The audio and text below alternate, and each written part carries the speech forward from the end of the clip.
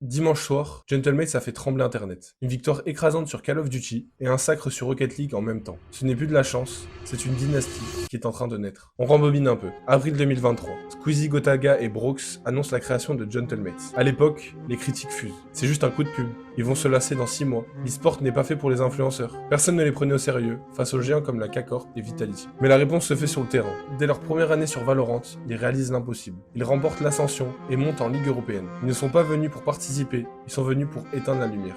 Ensuite, c'est Rocket League. Ils recrutent une Dream Team. Résultat, ils gagnent un major dès leur premier split. C'est du jamais vu. Mais il manquait un trophée, le jeu de cœur du French Monster, Call of Duty. Et c'est là que la soirée de dimanche entre dans l'histoire.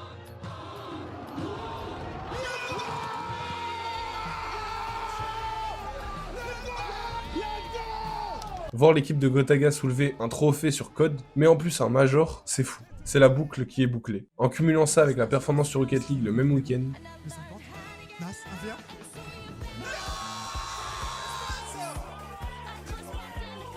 M8 vient d'envoyer un message clair au monde entier. Ce n'est plus la structure de 3 potes youtubeurs, c'est devenu une machine de guerre qui gagne sur tous les fronts. Squeezie, Gotaga et Brooks ont réussi leur pari, transformé leur amitié en l'un des clubs les plus titrés et respectés d'Europe en un temps record. Le M8 n'est plus un logo, c'est un gage de victoire. Dites-moi si vous voulez des histoires plus longues que je pourrais sortir par exemple sur YouTube, parce que là je fais très court pour TikTok. En plus de ça, si vous voulez, vous pouvez aller voir sur creatordel.fr, j'ai sorti un jeu. Donc si vous voulez tester, n'hésitez pas, et nous on se voit demain. Abonnez-vous et à demain.